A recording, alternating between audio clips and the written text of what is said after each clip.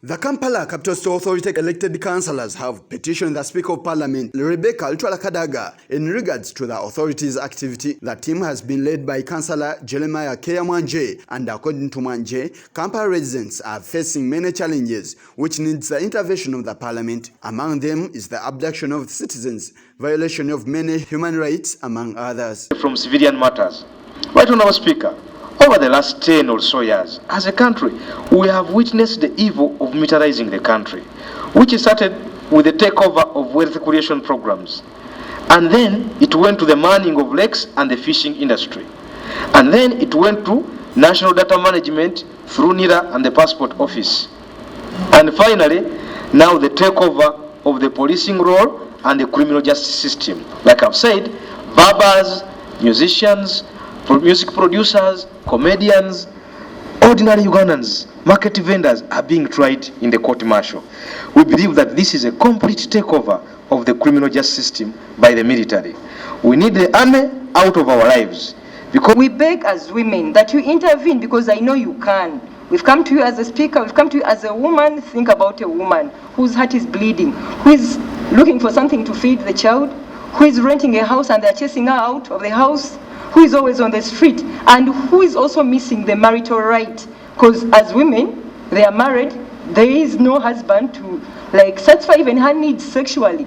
Is she going to go to the streets? In the same line, they have complained about the underfunding of KCC activities. Hence, it contributes more than 40% in the national budget. And according to the councillors, whenever opposition takes many seats in the authority, the government goes ahead and cut the budget of each financial year towards the city. Madam Jennifer Musisi was the executive director.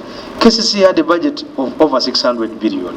The figures have been reducing, however, since her departure, from 479.35 billion in 2017-18 to 477 billion in 2018-19 to 548 billion in 2019-20 to 543 billion in 2020-21, and currently to a very miserable figure of 341 billion 2021-2022. From the pattern, it is clear that whereas the responsibilities of the city increase by the day, that budget has continued to move down.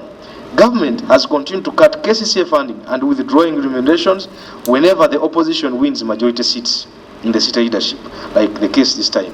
But Honourable Speaker, Parliament should look into this matter. When the majority councillors in KCCA NRM funding is way above 600 billion. When the majority councillors are opposition, funding goes down. Kampala tulina kyetaagisa security right.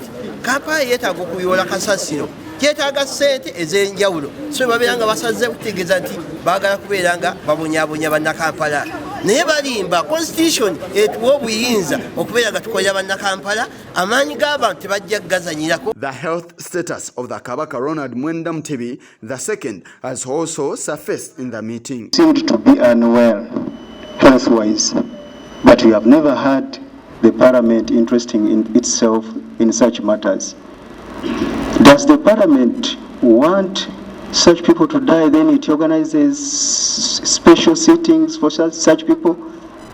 Does the government want these people to die and then they organize a very expensive, colorful send-off ceremonies? The Kabaka of Uganda and how the public is worried about his life since his last public appearance on his 66th birthday.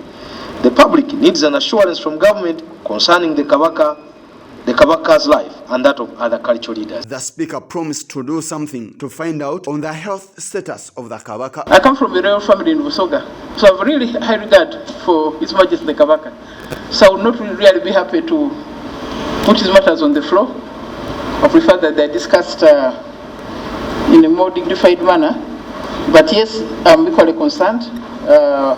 And I have intention to talk to the Katikiro to find out what really is the problem.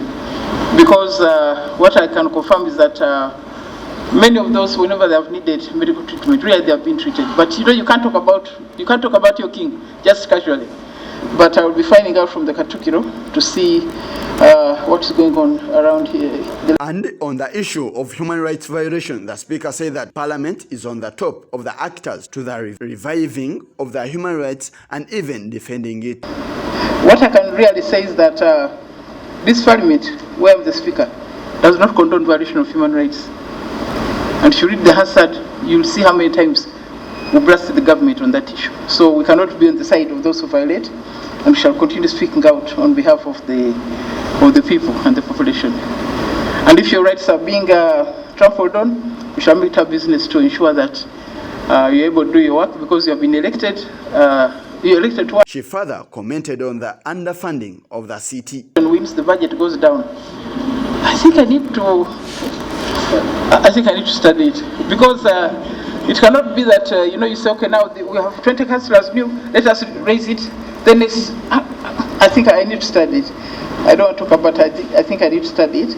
But definitely, but if you are talking about your underfunding, and my councillor of Kamuri municipality talks, you guys, you're okay. People don't even get salaries. At least with the councillors in Kampala, you get salary. My councillors have no salary. So I think what you talk about is the overall funding of the local governments, because I'm not satisfied myself that they are getting. Yes, Chigongo, Channel 44 Prime News.